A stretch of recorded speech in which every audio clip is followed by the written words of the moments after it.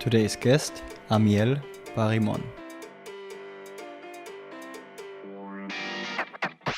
I've recently learned this, and I'm seeing this. In hindsight, I saw it in all other companies. I don't think most HR people, or some HR people, realize that your customer are the employees. You need to treat them like a customer, okay? If they're not happy, they're going to leave. They're going to create more work for us.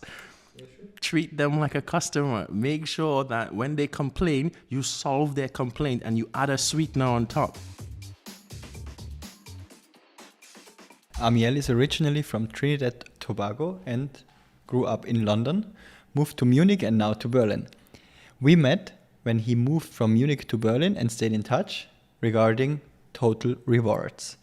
In this episode, we also talk about different compensation and reward philosophies, the relationship and correlation between the DNA and purpose of a company, and how to design incentivation and compensation plans, and the importance of the right incentivation from an employee perspective and how it correlates to company performance and customer satisfaction.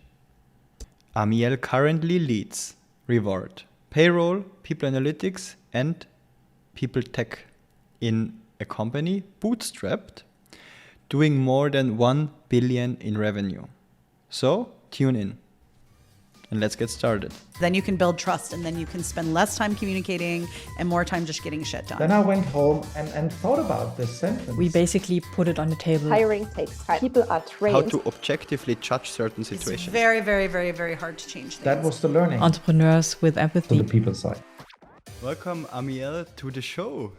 Hello, Thomas. Thank you for having me. Yeah, long time no see. I know. It's been a while. How are you been doing? I have been well. I mean, life in Berlin is very interesting, completely different to Munich, which is when you and I met, and I've been enjoying it quite much. Yeah, quite a lot, actually. Yes, you're originally from London, right? Well, true origins, Trinidad and Tobago.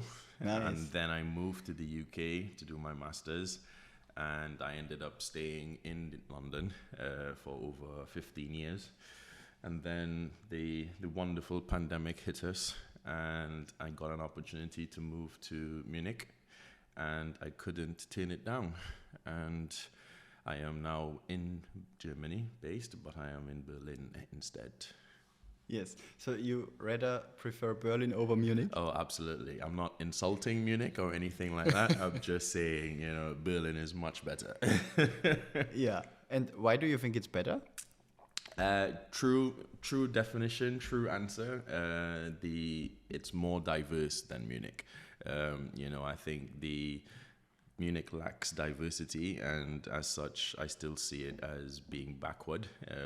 Again, I'm not insulting. I just think Berlin is more forward-thinking than Munich. Yeah. I could agree. I think many people will agree. Although those based in Munich love Munich, which is great. I think let's call it mini patriotism. It's pretty awesome. Yes. But then you can say the same for Berliners because they love Berlin.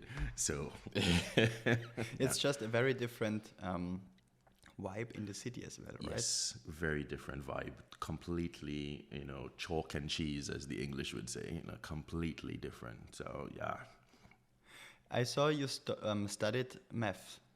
Yeah. So I let's see. Where do I start with that? So, you're at high school and you think, oh, what do you want to do when you grow up? What do you want to be when you grow up? And you go through the list of doctors, lawyers, et cetera, et cetera. And I wanted to be an actuarial scientist, actually. Wow. And so I did mathematics, further mathematics, and accounting at A levels.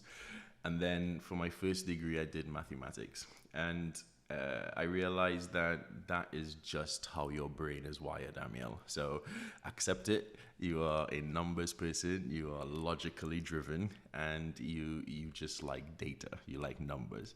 You don't like to read. You don't like stories. You don't like fantasies. You don't like hearing about Shakespeare, etc., etc., because it's just not who you are. So, following that, I then decided, well, what am I going to do with a mathematics degree? So, actuarial science was the plan, but then the exams and all the entry requirements, and I thought, no, that's too much. So, one thing about me, I can be lazy, but if I'm focused on something and I think I can do it, I will do it. So, or I should say, if I'm focused on something and I believe I can do it, I will do it. So, too many exams, too many entry points, and I thought, no, forget actuarial science. So, decided to do a master's in financial maths with the aim of becoming an investment banker. Oh. As part of the program, you get to spend time with an investment banker, and well, Jesus, that that just put me off completely. And so again, What put you off? too much hustling, too much. I don't want to say stress because stress can be good or bad, and also stress is a choice from my perspective. I just didn't like the complete the lack of control that you have in being an investment banker. I shouldn't say lack of control, I should say limited control, because you do have choice as being an investment banker in what you are investing, obviously, from a layman's point of view. However, you're at the whims of the stock market.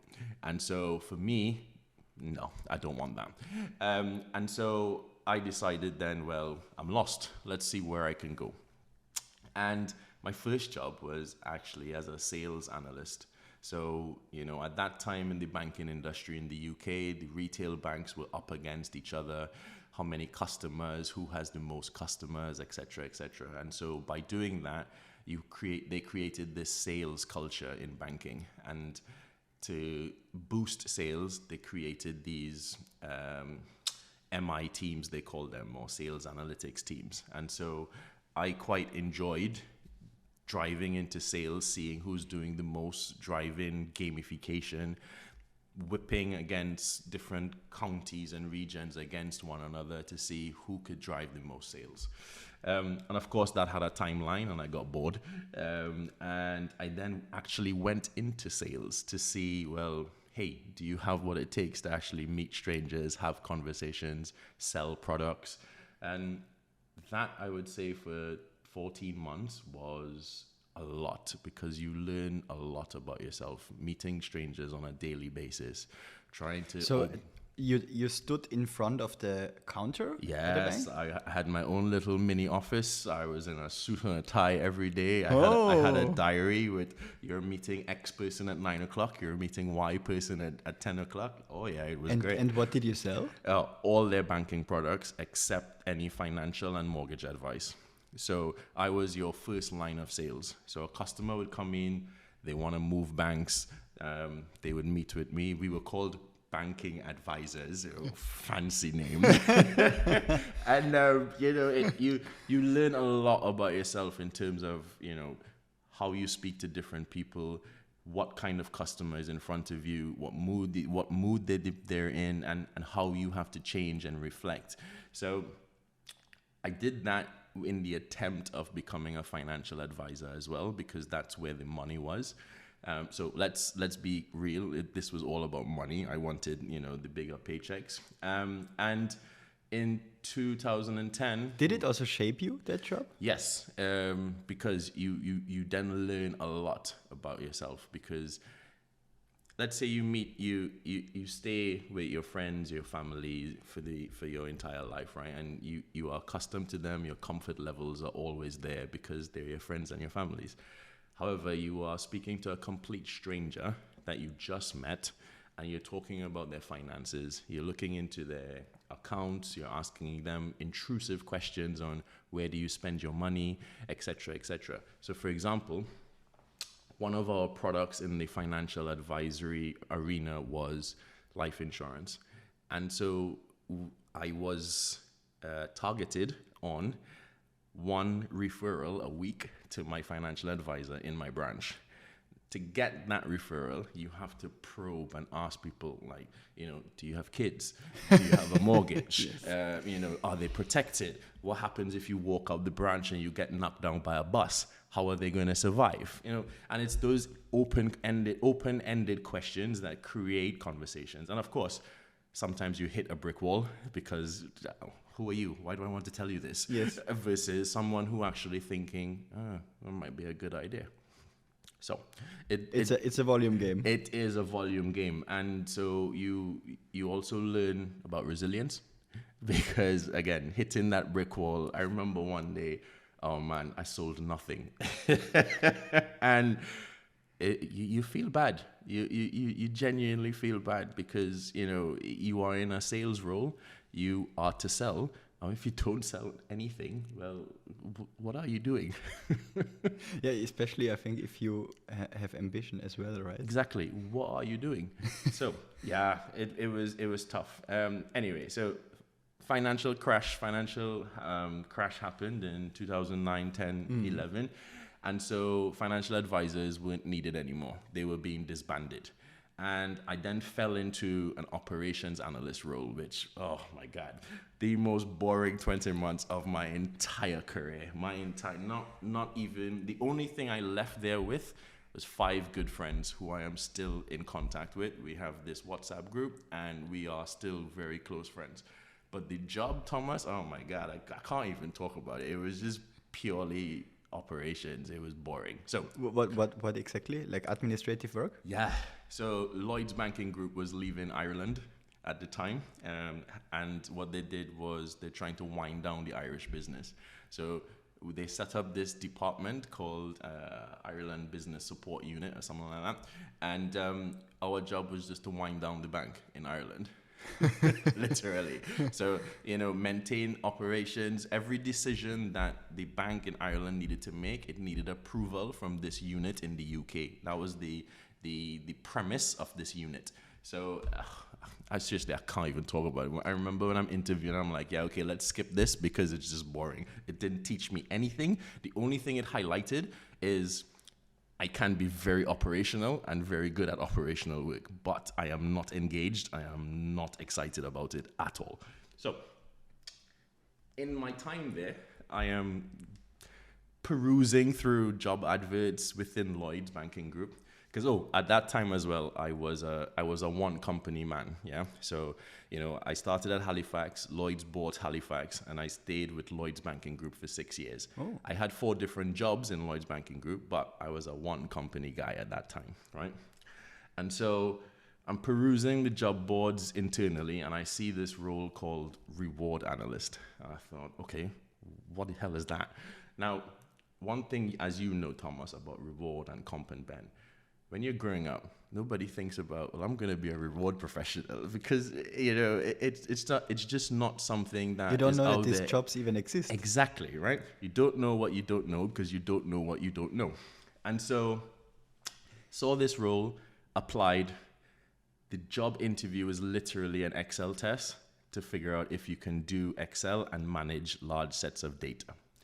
And so we had a personal interview as well, but I was already in the door. And so in November of 2012, which is how long I have been in reward and comp and ben and benefit space, I began my reward career, and I have not regretted it at all. I thoroughly enjoy the impact that you have in the reward space, especially if you understand the direct connection that it has on company culture. And I am probably one of the few reward people who openly admit to everyone, look, it's not about benefits, it's not about line management, it's not about development, it's about the money that you get at the end of the month is what people are interested in. Nobody works for milk and cookies, right? We Yes. work for money. So I think for me, that impact and the connection to culture is what I enjoy. That passion comes from seeing how reward drives company culture. Yes, and you had very different reward roles. I did, and I loved every one of them, barring one, which I'm not going to talk about. But that breadth of industry scope, from banking to consulting, both in-house and external, to then going back into banking, but on an investment bank, which was completely different because of the amount of regulations, as well as the bank was not it was a UK-based bank, but it was part of a mother company in Japan. So we were being regulated not only in the UK, but as well as from Japan regulations as well. So very interesting. And then from there, I moved to fintech / retail. And then I moved to further retail and e-commerce, then tech, and then now I'm in e-commerce again. So different industries. Is there a connection between the industry you work in and the compensation philosophies you design? No, they are all different. They are all different. And it boils down to affordability, right? It boils down to affordability. How much is this company, its management board, its remuneration committee, its executive committee is willing to spend on compensation and benefits? That is all it boils down to. Yes, there are many other things on top of that, but the final result is always, can we afford this? Can we maintain this? Is this sustainable? So you have, let me give you two extremes. So let's take salaries and compensation.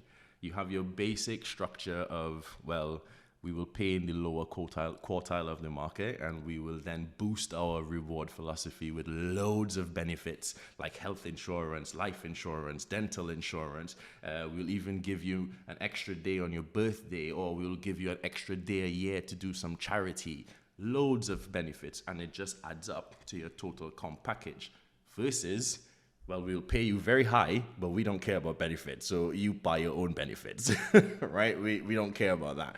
We give you the statutory versus the statutory benefits in each country, but we don't care. We will pay you upper quartile, 95th percentile, 90th percentile. We want, expensive people in this company, which 9 out of 11 times becomes a mercenary culture because people just come in and out, and then benefits are just bleh.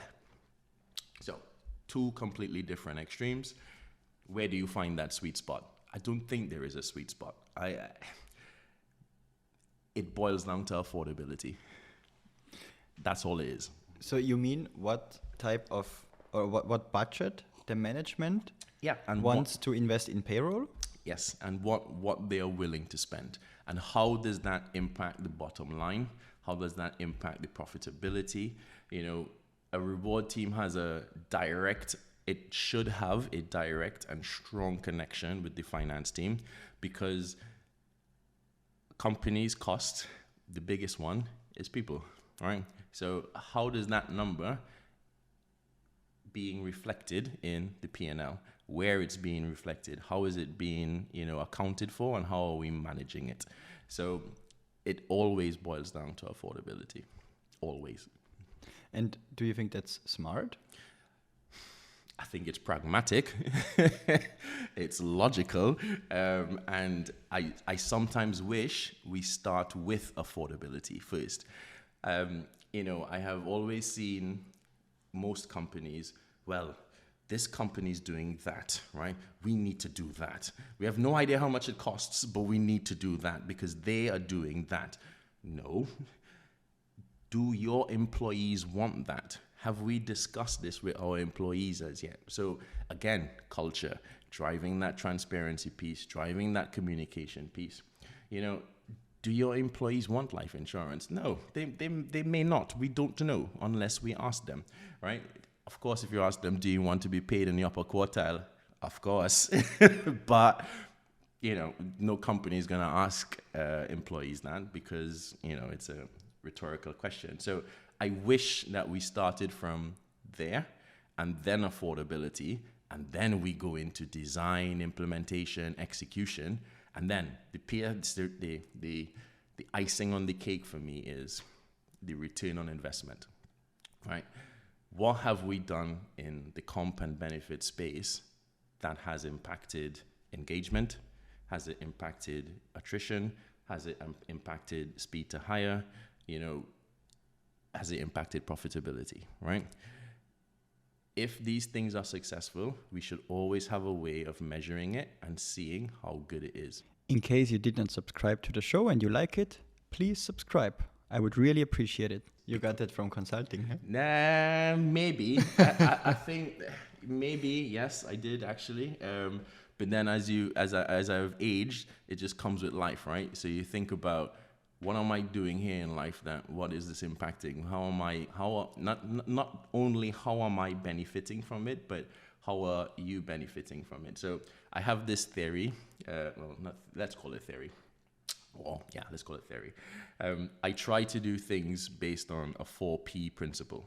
Yeah. So, and the 4Ps are profit, principle, policy, and people.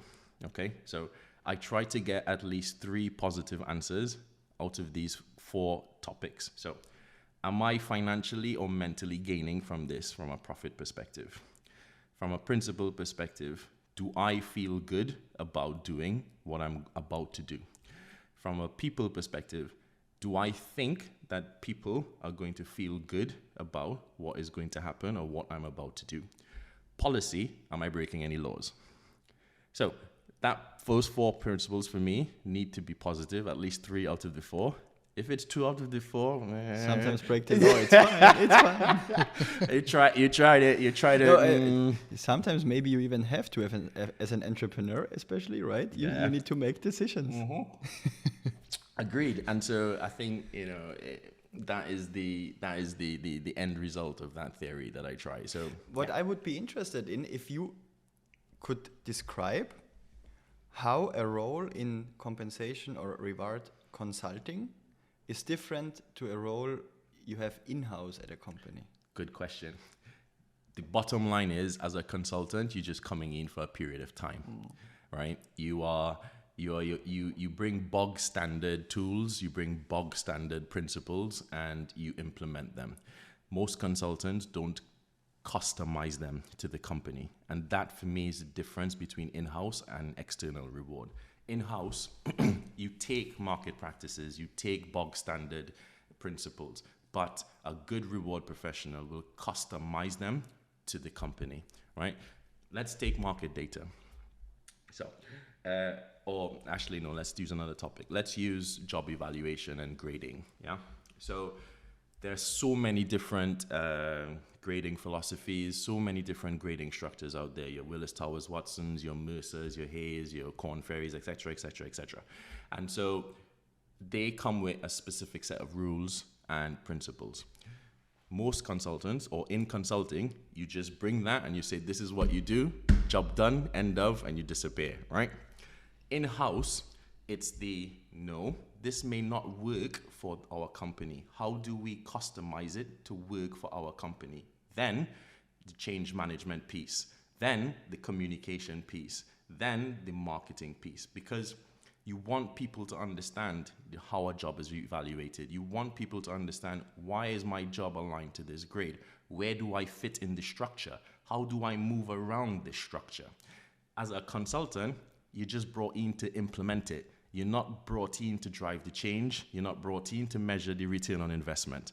In-house, that is the difference. And that's what I prefer. Yeah, I can understand that. And in terms of market grading, are you aware of the new tool figures? I am aware of the new tool figures. Yeah, because it's funny because just right now when we are talking, the episode with the CEO and founder of Figures got live. Nice. He's also on the show. Virgil, right? Yes. So you talked to him already? Yes, I met Virgil when I was at another company, and we were talking about joining up, but I don't think at the time he was his tool and his platform was not that global as yet. I think it is now. And I messaged him recently and I said, I really love where you're heading right now. And so I do know him, and I'm really excited about what Figures is going to offer. Again, it's It's for that startup scale-up environment, of course, right? It's not for your large global, big company. Well, he is global, but mostly in EU, and so. But I think that has legs. That has legs and wheels, actually. Yes, it still can be built. Shout out to Virtual, by the way. Indeed. This is what I always wondered. How do you decide on which market data you buy? Because there are so many out there. There are so many different principles on how to grade, on how they level the bands, and I never understood that really. So I always tried different, let's say, data provider, but I always got two different results as well. Of course, because there's so many different companies out there, right? Can you explain a bit how you look into that? Yeah, absolutely. So my baseline principle is, what kind of company are we? So if I work in a bank, I'm not going to compare myself to, I don't know, Walmart, right? I'm not going to compare myself to, let's say, Kaufland, right? That is not the same industry, and vice versa. So what industry and what kind of company are you? That is the market that I would like to compare us to see if we're actually competitive, to see if we're pulling talent from that industry, that market. Now, when we're hiring, we don't think that way, right? We think across the board, right? We think, okay, I am in tech. Do I necessarily look for a tech person? Not really. It depends on the role. Versus I'm in e-commerce, but I want someone from tech. So, two different industries, two different pay settings. I still stick to the premise of we compare ourselves to the industry that we're in. So, if I'm in e-commerce, I'm comparing myself to e-commerce companies. The structure will be created against e-commerce companies and how we are comparing against that e-commerce market. What are the attributes when we go to the root cause behind the industry? Is it the revenues or the profits of the companies or the international footprint? It could be all of the above. That might dilute the data, yes, because the more companies you have, the more diluted the data gets. Or you hone in on different things, as you just said. Revenue, company size, location, right? ENPS, no, not ENPS, sorry, and customer NPS, right? Compare yourselves against companies that are having good customers. So it depends. Again. Why would that matter for compensation? That is huge now. Customer NPS no, is of course. Huge. But this I understand. This is huge. But okay. What is the relation to compensation? That's interesting. So let's say you work for a company that has let's not use negligible. Let's use I don't know, 3 out of 5 customer NPS, right? So what is that company's compensation structure? What are they paying that's driving that customer NPS? Yeah. How are they? So how are the people incentivized? Correct. How are they set up? Maybe they're set up correctly, but we're not delivering, or maybe they're just set up badly, and that's why they have that bad customer NPS. Where do we want to be in customer NPS? 3 out of 5 or 4 out of 5? Could it be, for instance, an example that the customer service team has goals that they need to be very fast with calls? Could that be a case? And then they're just hanging up? I think you're going into a topic that's not my remit. However, I will have an opinion on it. Yes. You are absolutely correct. Maybe their management is poor. Maybe they don't have development opportunities. Maybe they just see this as a 6-month or 12-month job. So I'm just here, hi, hello, what do you want? Bye. So they're not thinking long term. They're not thinking return on investment. Who is to drive that point across them? Not the reward team. I think that's a management issue, a cultural issue actually. But then again, it comes back to reward, because reward has a huge impact on culture. And what kind of people are we bringing in? How they behave and how they think. You know what? There is one quote, I think it was from Charlie Munger or from Warren Buffett. And they said in these annual meetings, one key principle, never underestimate the incentivation of a person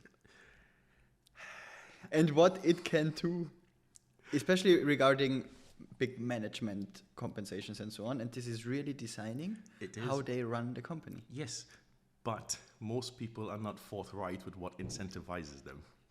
Yes. And also there's also this this problem of, okay, you want to incentivize in a certain way, but maybe it doesn't align with the goals and so on. Exactly. Or it just doesn't align with the person's With the motivation person, and incentivization Or policy. especially with founders sometimes. See? So it just, again, I wish we start from that avenue. I wish we start from, hello, employee A, tell me, what motivates you? What drives you? And don't give me that bullshit. Sorry. Don't give me that. Don't give me that. Oh, impact management, etc. Career. I'm here to build a career. No. Be straightforward, right? Every time I'm asked that question, I have three things, and I think you should remember it because you interviewed me once, right? For me, it is actually, I want to be entertained and engaged. I want to have some kind of impact here, right? That's number two. Number one is who I am reporting into. Me and this person, we need to have a vibe. We don't have to necessarily like one another, but the respect and the alignment and the ability to disagree and agree and still be okay needs to be key. Foundation of trust. Correct. Everything, right? Like, we're spending 8 hours a day together, buddy. Let's have some kind of vibe here, okay? So that's number one. Two, impact. I need to be entertained. I just need to be. And then three, money. Everything else, don't care about. Just don't care about it. And when you would design a compensation philosophy, how would you start? Again, I would like in a blue sky whiteboard to start from the employees, right? Yes, founders, executive leaders, management board, yes, we are responsible for the decisions. Yes, Yes, they are responsible for decisions. They're responsible for the strategy, etc. But who's delivering that strategy? Your employees, right?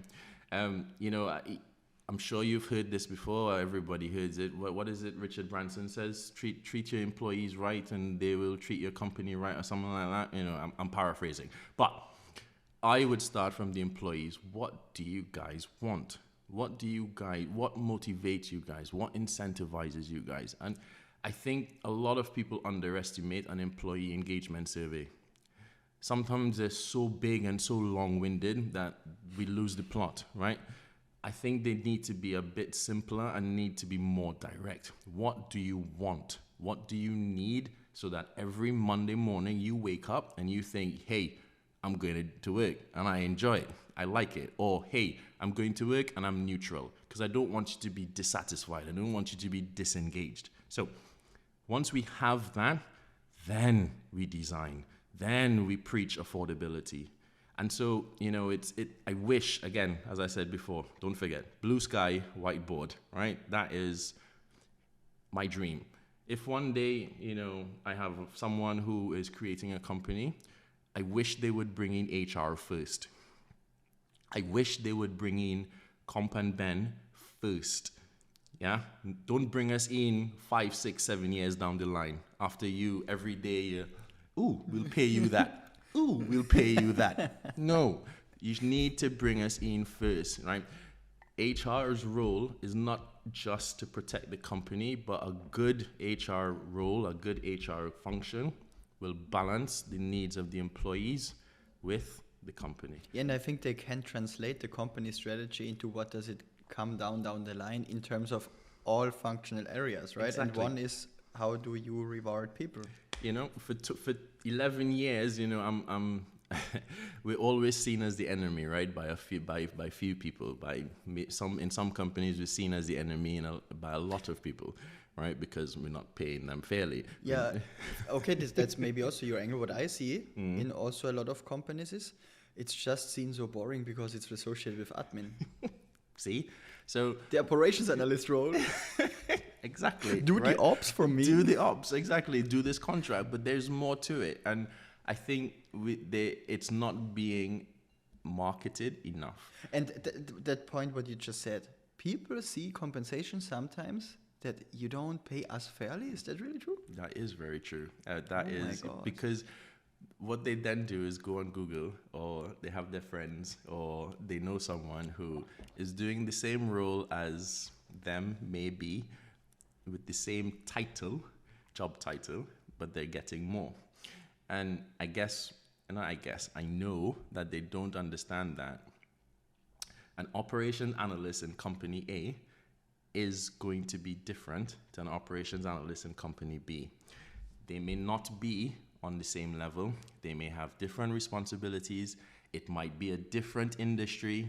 You would expect an operations analyst in the tech industry to operations analyst in Walmart to be paid completely differently. So it's building that understanding again, which starts from... Yeah, we are not in communism again, right? where all animals are equal, just some animals are more equal.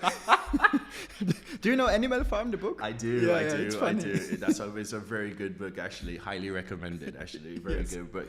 Yeah, I mean, but that's also the thing, right? So, I mean, one question. Go on. Does fair pay exist? No, it doesn't. Yeah, it absolutely doesn't. However, I would like to say, from my opinion, I would like to have a normal curve. Yeah. So, and by a normal curve, I mean, you have a specific percentage below the median. You have the majority of people in the median, and then you have your, and I hate cliches, but your top talent above the median, right? Your superstars.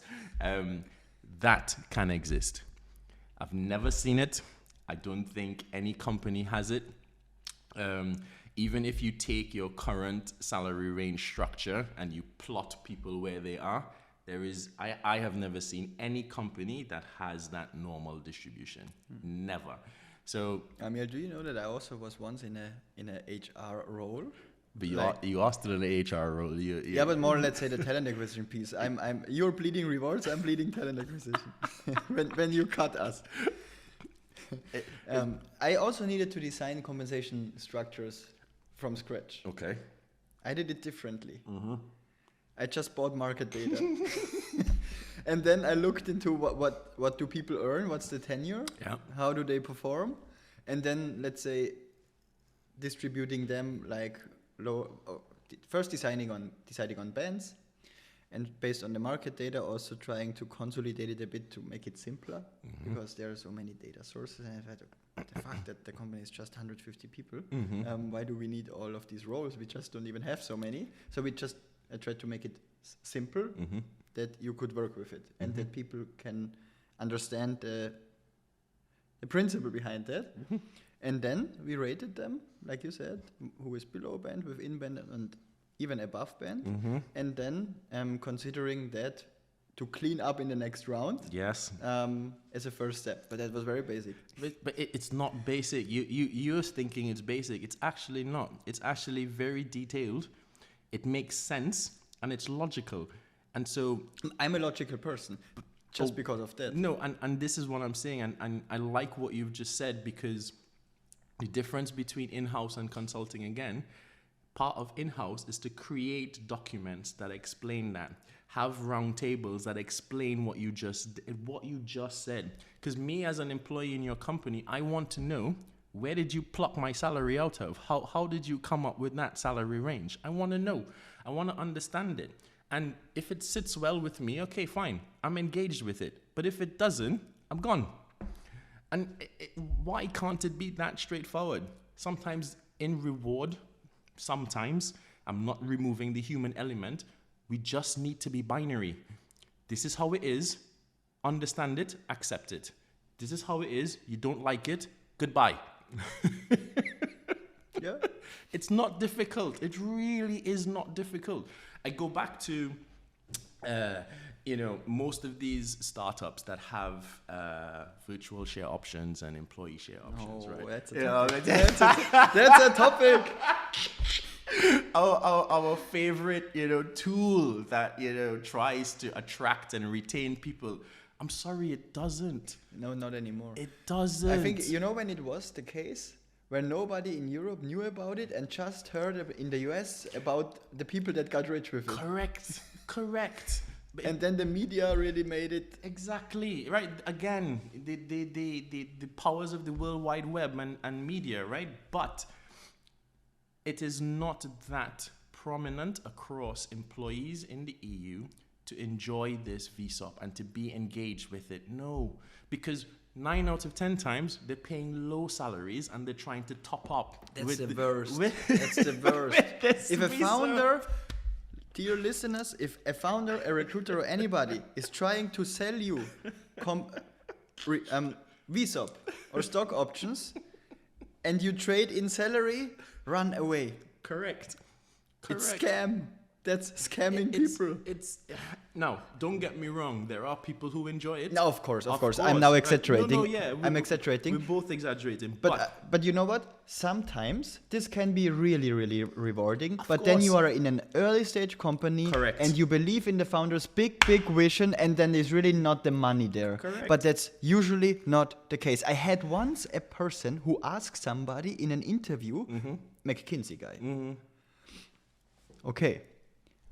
What's your compensation expectation? And then he dropped the number. And then he did like this and said, okay, how much do you need to live? And I was like, oh my God, what the fuck is happening here? Yeah, and to me, that's not the approach, right? Like, take the chance on the individual. You interviewed them and you're going to offer them. So then therefore, they've clearly ticked your boxes. Take the chance. As I said, boils down to affordability. So, where do we go from there? No, we just lost a bit of track. There are several things I would like to still dive into. First, we talked still about the market data piece, and we stopped from the industry, right? Did you first start with the industry? How do you continue if you have the industry? Did you say, okay, I'm e-commerce, now I do e-commerce? Yeah, so you stick to that industry, but then you dive into if you want to have special segregated markets. So when I was doing in-house consulting for PwC, we only compared ourselves to the big four, Makes right? sense. And that just makes sense because that is where we want to compete against. But it's also realistic because the big four are big. If you are a smaller company, you maybe don't have that, right? Right, but then again, I'm going back to my other point around affordability, and affordability also affects a reward team. When you buy market data and then you want specific cuts, most of these market data charge you extra for it. So do you have the affordability to pay for that? Sometimes not, because you may not have budget, or you may think, I don't necessarily want to spend that extra budget, right? So that is one option, because you need that specific cut or that specific segment from the market that you genuinely want to compare yourself against. So that's one view. But then again, Thomas, is this working? That's how you decide if you want to change, right? Is this increasing retention? Is this reducing attrition? Is this increasing engagement? And if it's not, then you may have to go back to square one. Maybe you change your industry. Maybe you change your segment cut. Maybe you stop using market data altogether. Go online. Just type in the job and find job adverts. Who knows? Depends on the size of your team. Again, that's another good point. If you have a small team, which most companies have a small reward team. Or none at all. Or none at all. Or just a couple of HR generalists, doing research online. I actually think sometimes that online has it's a data point, right? Now, whether the weight of the data point is strong or weak, it's your subjective opinion. My opinion, if we collect data points, it becomes a pool of data. It becomes, something to discuss, something to show, something to drive a decision. And so I remember at a specific company, there was a large talent team, and there was a couple people that in their spare time, right, what we created. So I gave them all the codes and the job profiles and the job titles. And I said, look, in your spare time, if you ever see a job advert, just put in the market range on this. And we started collecting and building a database. And it was a good data point just to compare market data versus what people are seeing online. So if they had continued this for maybe, I don't know, a year, 2 years, you could sell that maybe. Virtual? Never know. Need another product line? You never know, right? So, I think that's also an option. It's tedious and it's hard work. Where if you can pay a couple of $1,000 a year for, collected market data, which albeit will be already old, because as you know, they collect it in Q1 and then you get it in Q3, so you've lost 6 months already. What do you do? I agree. Also, shout out again to every talent acquisition function. Use your applicant tracking system and track every salary expectations you get in every interview in a way that you can download that or that you can visualize it with not text input fields where you cannot do anything with the data, with a number input field. And then some context. And collaborate with your reward team. Exactly. And with the managers, give them insights Yes. regarding these are 10 interviews I did. These are the people I like. These are the people I think I don't like because they don't fit or whatever.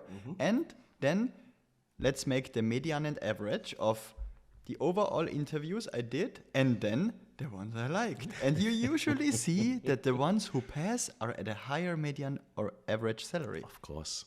Sometimes I recruited recently for a director role in talent acquisition. The median of people I interviewed overall was at, I think, 100K in salary, base. Okay. The median I proceeded was at 150. Yeah, of course. Yes. Of course. Different level. Yeah, absolutely. And now it then goes down to, that in the last, in the last 2 or 3 years you've been hearing, companies are no longer in control. It's now a candidate market, right? They have more of the power. I still don't know how I feel about that because I think for me, if you're it can get super unhealthy. It can get super unhealthy. Yeah, because you're bending over for every single candidate, Oh right? my God, yeah. You're under pressure to speed to hire. You're under pressure because you're not filling roles. You're under pressure because we're not hitting profitability. Market dynamics. Exactly. But then I have the question here.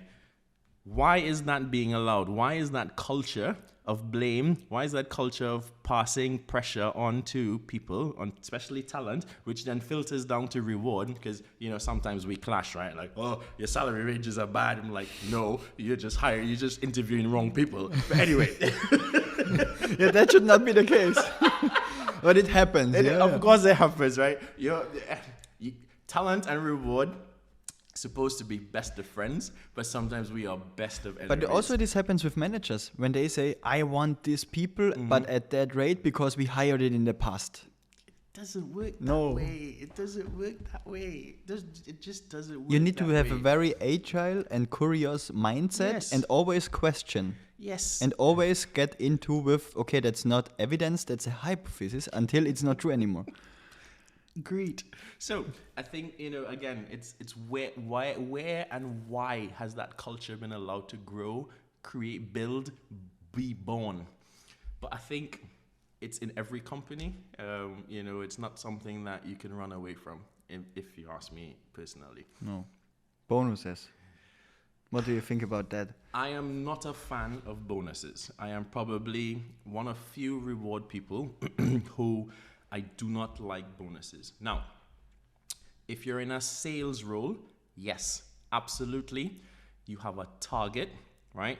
You need to be incentivized. That is the culture of sales. And it's simple. I get it, exactly. You bring revenue, you maybe get a bit from it. Correct. Where it gets tricky is the how you have done it. And this is where I would always stress, in a good sales incentive, is not just what you have done, it's how you have done it. There needs to be some kind of risk gateway that shows that your sale stuck and your sale was solid and your sale was not done in a illegal, exactly, right? Then we will incentivize you. And 4P is the policy. Stick to the... Then we will incentivize you properly. However, every other role, Thomas, I'm sorry, I don't see incentives as something that is a good tool. In most cases, it drives mercenary behavior. It drives short-term thinking.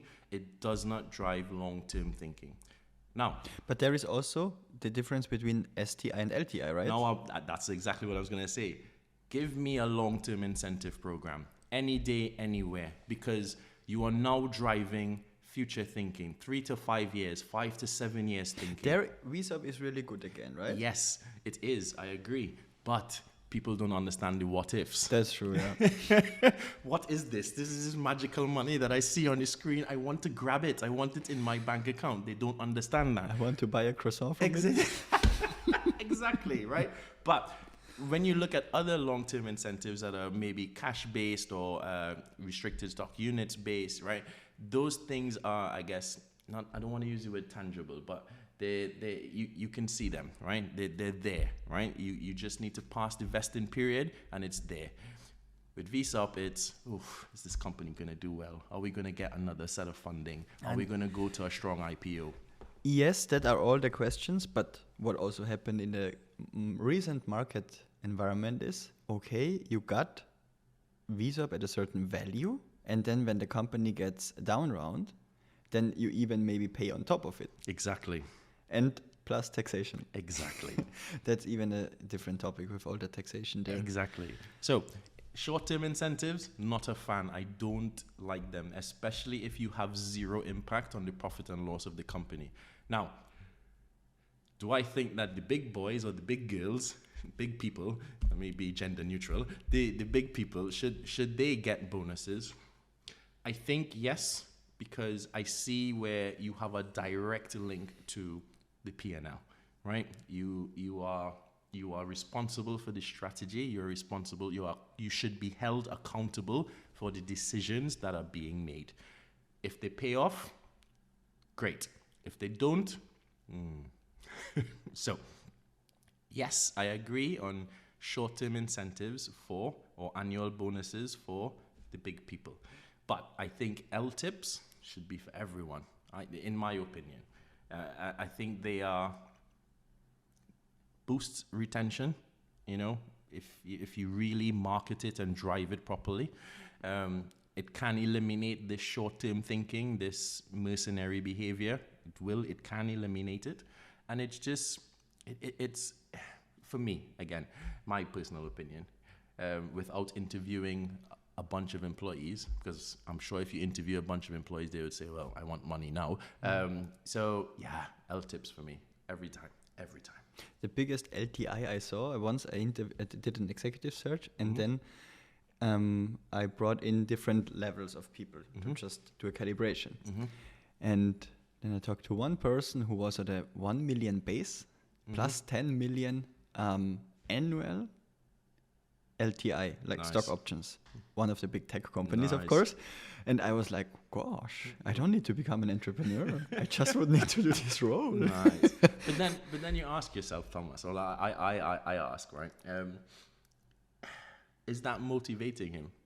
No, not at all. This person had no drive, zero drive. And this person was also not interested to the founder because they need hungry people. See, yeah, this is that's what I'm different. saying. Yeah, sure. And this is what I'm saying. It just. It was just a number to drop because it's a bit outstanding sometimes, right? That it's not like don't see this every day. It's like your basic Venn diagram in math. So you have your rectangle, you have your two circles, and they intersect.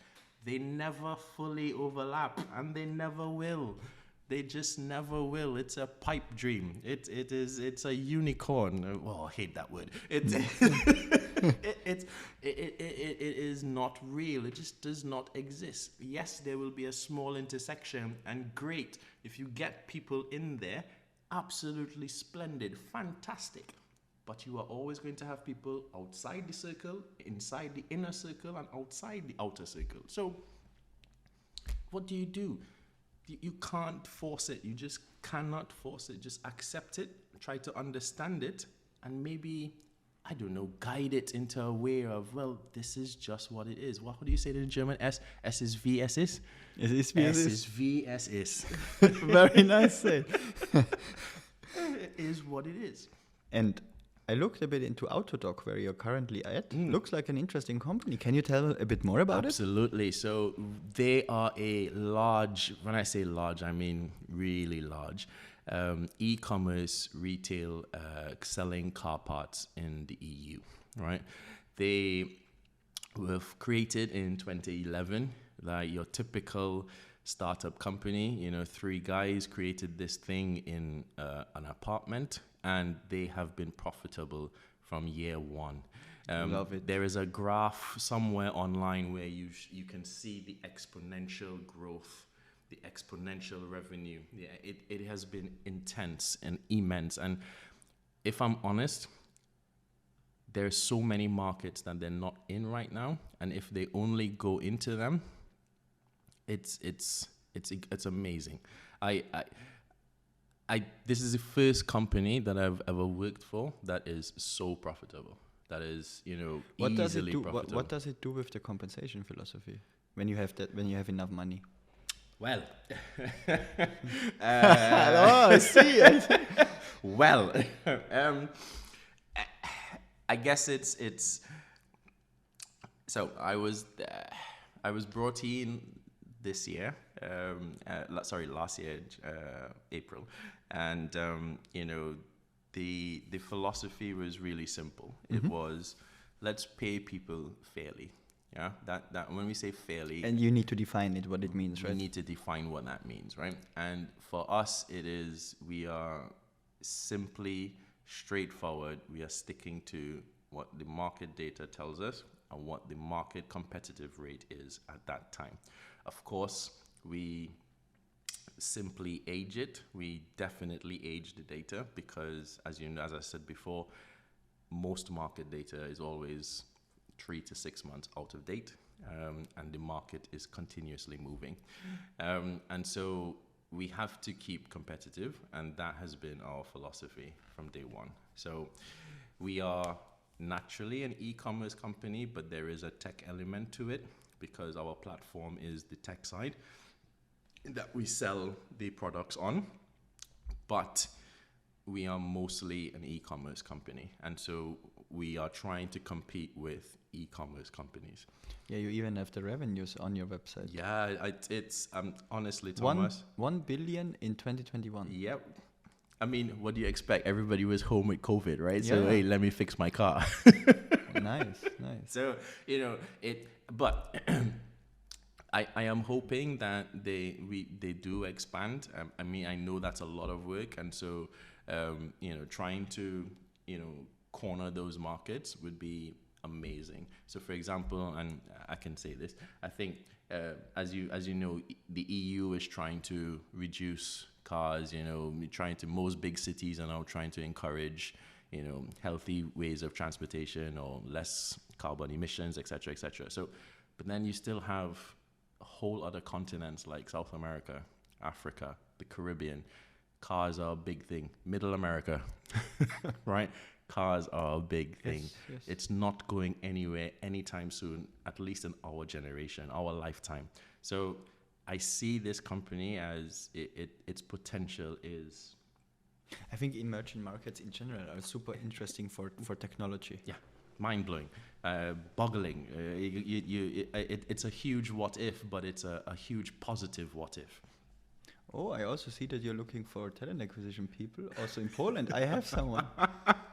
I have a Polish talent acquisition specialist. So, Amiel, let's follow up on that. Absolutely. 60 open jobs. Still, nice. Yes, we are currently looking to start a hiring boost in Portugal. And so, we are currently going to start. And so, You know what? The recruiter I just talked about, she is really Polish living in Lisbon. Really? Yes. Oh, we need to follow up on that then, Thomas. For sure. We need to follow up on that. But that's where we're at. So, I'm currently leading up 4 different teams. So I'm not just reward. I have people analytics. I also have payroll, and I have people technology as well underneath me. So it's a huge role. I have 4 diverse teams. Although they are semi-interlinked, they're diverse. And by diverse, I mean our goals and our alignments are completely different, right?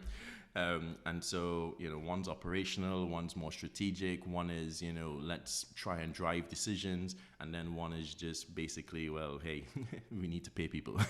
So, it's that diversity that I enjoy. But I do enjoy it. I started off as reward, and then I moved into the payroll side, and now I have analytics and tech. So fun times. Yes, and I think it's also enabling when rewards is not a single or just not have a single lead or head, because then you sometimes have too much internal work to do to just get things rolled out, because it touches every single one. Correct. So it's more an infrastructure role. Yes. Yeah, and again, I don't get me wrong, right? So if we look at the HR function, ops and business partnering for me, plus talent, plus reward, those four, when I say talent, I mean talent acquisition, right? So those four, and it depends on where your payroll sits, but let's say payroll as well, those five, right? Most important, absolutely most important. And they should be connected, because we are connected, right? And I wish that in most companies we speak with one voice. I wish that we are, one people function. I don't know if you ever worked in a company where you've had one voice from a people function. I've hardly seen it. Yeah, we always try to build it, but we are just get in when it's worse. Yes. And of course, I saw it, but not for a long time, because there's always certain change. And Yeah. so you can get to that point, but to stay at that point, I think it's easier when there is less change. So usually you don't have it, but it of course is nice to have it. And again, blue sky, whiteboard thinking. Yeah. I wish we would try to drive that agenda, not individual silo pillars under HR. We Yes. need to Yeah, be definitely. one. I also see a modern people function that they are operating more than a product development unit, instead of having functions and they need to talk So to what, each like other. tribes then, or families? Not even that. You have, let's say, an interface Yeah. to the employees Mm-hmm. who understand the business, Mm-hmm. like a product manager who understands the customer. Mm-hmm. And they try to gather information, structure information, and then translate it into what do we need to ship to the company? What products do we need to build? What services do we need to build? It could be a compensation philosophy. No, of yeah? course. And then, let's say behind the curtain, not that you would need to hide the people, but let's say not the product managers for the organization, but more the engineers. Yeah. It can be somebody in recruitment to deliver people. It can be somebody in rewards to deliver a function. And they should work together collaborative. Yeah. And not within functional silos. And it's Yeah. always happening. Yeah. And you can see it, especially along the journey, when there are touch points. Very simple, signing a contract. Talent acquisition has the letter of intent signed. Done. People operations, they're maybe not prioritizing signing the contract. They fight with each other. Or, as you said, with compensation. Yep. On salary bands. Yeah. Why not doing it collaboratively when setting up an applicant tracking system, bringing in somebody from the operations function, somebody from the rewards function, some manager to understand how everything is working and why we should stick to a certain process, that we can measure time to hire correctly, that we can measure the pipeline velocity, pass rates and so on. And what do we learn from it? Do we have a compensation problem? That's the piece that's it. The return. What are we getting out of this? What that for me. This is, and you don't need to have tribes or so for that. I think that's. But then that's the thing as well across most, right? In corporate world, in working world, 9 to 5. I wish we would. I recently learned this, and I want to say it's not my idea. It is Mr. Sinex. I'm sure you know him. It's really starting with the why, right? You ever read a book and it just destroyed every logical thought that you had, and you're like, wow, this has just completely influenced me. I'm genuinely trying ever since I read this book, and I am seeing change. I am seeing a difference. It's starting with, why are we doing this? Right? What is the achievement here? What is the goal? If we start with that, right? Like to me, that just it changes the game for me. And I ever since I've been under leading these 4 teams, I've been trying to do it this way, and it seems to be working. So I would like to say thanks to Mr. Sinek. But to your point, it's why are we wanting to lead a people function with one voice? Well, what is the end result? What is the goal? Yeah. And most people don't know that. No, and I think it needs to be several things, but also if you can boil it down to one goal, it's, I think, super smart what you did, because it's hard to make something very simple. But I think also the people function also should understand, how do we impact the customer? Yes. And maybe without directly talking to them, but how do we impact the customer? But then, I've recently learned this, and I'm seeing this. In hindsight, I saw it in all other companies. I don't think most HR people, or some HR people, realize that your customer are the employees. You need to treat them like a customer. Okay? Yeah. If they're not happy, they're going to leave. They're going to create more work for us. Yeah, sure. Treat them like a customer. Make sure that when they complain, you solve their complaint and you add a sweetener on top. Make sure that they are in a smooth process. Make sure that they understand the process. Make sure that there is, I don't know, man. There's so many different ways of doing this, right? Your intranet pages, your onboarding process, your round tables, your what do they call them in startups when they have the all hands on a Friday? Like, there's so many things that you can do, but it's understanding that, you are my customer. I need to treat you like that. Yeah, and therefore you could also operate like a product development unit. See? And I see it. Okay, interesting. Very interesting. Okay. And what's next for you? At this point in time, I am staying. I am, with Autodoc. I don't have any plans right now. I think there's so much to do that I want to do here. Yeah, it seems like a very cool company. And yeah, I just want to enjoy my time here, and I am. I love what I do. Even in the payroll space, I want to understand payroll more. I want to learn more about payroll. And how do you see the payroll space currently? It's old school, isn't it? I want to move it. I would like to move it away from just being operational to having some kind of strategic input. And I have never seen that. Most payroll functions or payroll teams that I've seen, they're just delivering payroll. Admin. Yeah. I have 2 founders I'm talking to regularly, and they are building a payroll tool. It could be huge if because they're in just for one country in Germany. It's very, I would say,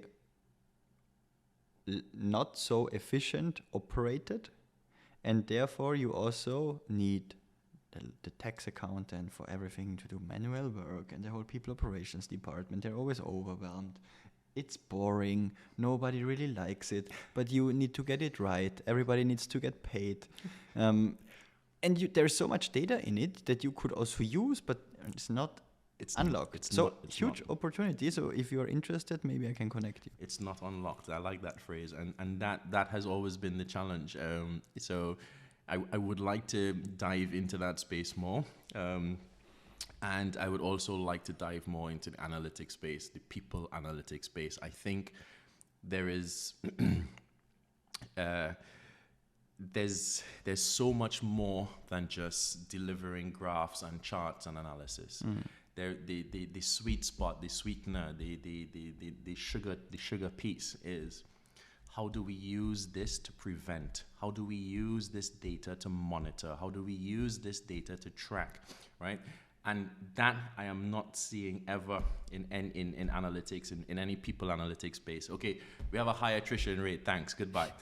what are we doing to prevent it? How you know, that is what I want. And where can you also build some data points that can be used as a proxy for that? That you Yes. also see it earlier. Yes, to be proactive with it. That is what I want. So there's a lot of things I want to do at Orthodox. So my plan is to try and do those things.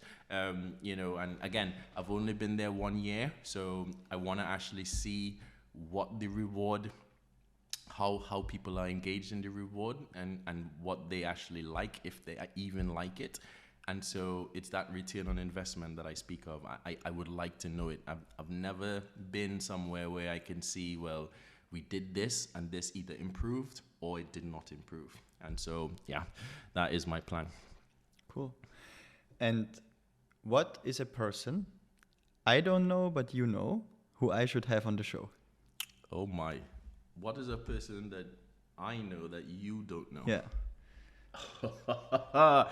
Oh, that's a good question. Oh, wow. Do you ask that question to You know, I also need to work on my expansion strategy for the podcast, you know? Your pipeline. I get it. No, I get it. I absolutely get it.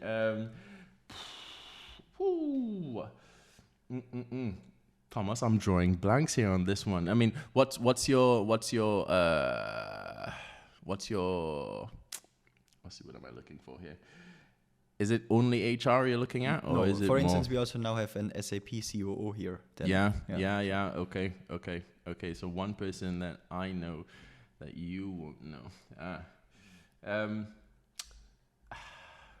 So there's a lovely lady. She used to work at TaxFix. I can't remember where she's at now. Her name is Marie. Oh, I know her. Oh, you do. Okay, so so we need to find someone else. I would have said Marie. I would have loved to work with Marie actually. Yeah, but that didn't work out. She's so. at Oyster now. Oyster, is that where she's at? Okay, Oyster. Okay. There is it's interesting. There is a lovely lady who works for Ravio. I don't know if you know that company. I don't want to say it's similar to Figures, but I think it's probably the same premise. I can't remember. Her name is Heather Melton. She's an account executive there actually. So, yeah. And she very passionate about her product, about this product. She, I wish I could work with her, but I don't think I don't think Orthodox aligned with Ravio at this point in time. So I would recommend her, Heather Melton. Can you connect us? I can connect you, yeah. Yeah, then let's do it. I've never met someone so passionate about a product before, and and she lives in Spain. I think it's Andalusia. I think I can't remember. Starts with an A. And yes, I will connect you. Cool. That might be an entertaining conversation for you. Actually, she's I love entertainment. Very bubbly and very yeah. Okay, it's a good one. And if not her, actually. Now I like where this is going. Give me the names. If not her, So I once worked with a reward director on an interim basis, and very intelligent. I really enjoyed working with her. Her name is Carrie. I'll also connect you with her as well.